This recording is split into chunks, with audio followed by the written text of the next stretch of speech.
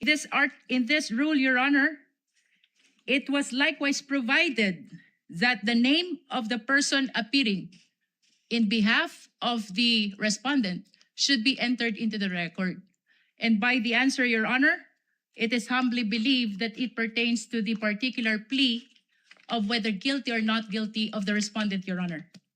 Likewise, Your Honor, under Rule 22:21, Your Honor, the trial of all the articles of impeachment shall be completed before the senators vote on the final question of whether or not the impeachment is sustained. It is gleaned from these rules, Your Honor, that the senators will be voting on a per article basis, Your Honor. And that is why it is the humble submission of the prosecution that there should be reading of the article and entry of the particular plea per article, Your Honor. This likewise, Your Honor, manifests our complete adherence to the mandate of the Constitution sa pagbasa po ng mga artikulo ng impeachment at pagpapasok ng sagot ng respondent, maipakita po natin sa sambayanang Pilipino ang ating pagsunod sa mandato ng Konstitusyon. Likewise, Your Honor, it upholds due process not only of the respondent, but also of the Filipino people. Sa pagbasa po ng mga artikulo ng impeachment, she will be informed of the nature of the accusation against her bago pa po siya sumagot whether she is guilty or not guilty, Your Honor. Likewise, Your Honor, ang 4 na artikulo po ng impeachment ay nakabase sa iba't ibang alegasyon ng facts at iba't ibang nature of accusation or cause of action, Your Honor. And with that, Your Honor, it is perceived that there is a possibility that the plea of the respondent to each and every article will be different from one another, Your Honor. And lastly, Your Honor, this is consistent with the Senate rules on impeachment because the senator judges, the honorable senator judges, Your Honor, will be voting on a per article basis after the conclusion of the trial of this impeachment case, Your Honor. The chair will respond. Unless the counsel for respondent would like to say something about the motion of the distinguished lead prosecutor. Yes, Your Honor, may I comment? The lady may proceed. Before the presiding officer can rule on the motion or request of the lead prosecutor. But before I give my comment, may I just clarify if the lead prosecutor is now making a motion to arraign the respondent accused.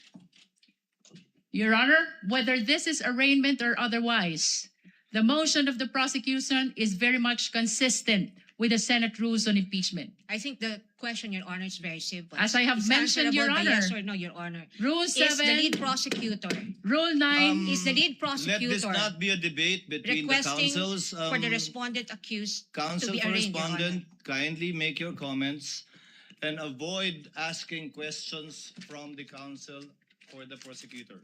We will recognize the counsel for respondent for her comments on the motion and the manifestations made by the lead prosecutor for the House. You may proceed, ma'am. Thank you, Your Honor. I believe I have a standing question to the lead prosecutor, and I would like to ask her for the legal basis for requiring the respondent to be arraigned today. Because, Your Honor, I note that in her request earlier and manifestations given for the respondent to be arraigned today, she cited Rule 7, Rule 9, and Rule 21. However, in Rule 7, it very clearly states that if the person impeached after service shall fail to appear either in person or by counsel on the day so fixed, or appearing shall fail to file his answer to such articles of impeachment, the trial shall proceed nevertheless as upon a plea of not guilty. Well, this rule is clear. It does not talk about any arraignment. And if we take a look at this sentence, everything here has been satisfied.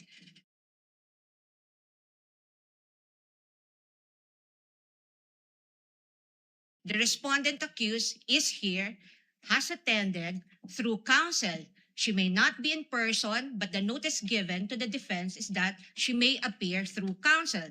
Second thing is that the respondent accused was also able to file her answer.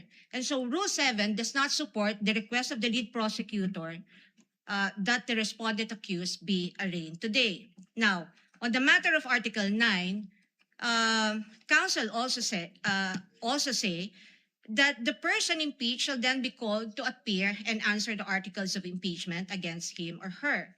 And if he or she appears, or any person for him or her, the appearance shall be recorded, stating particularly if by himself or by agent or counsel, naming the person appearing in the capacity in which or he appears. If he or she does not appear, either personally or by agent or counsel, the same shall be recorded. And for all intents and purposes, respondent is present today through counsel. There is also nothing in Rule 9 that requires the reading of a 23-page articles of impeachment, which will be a waste of judicial time.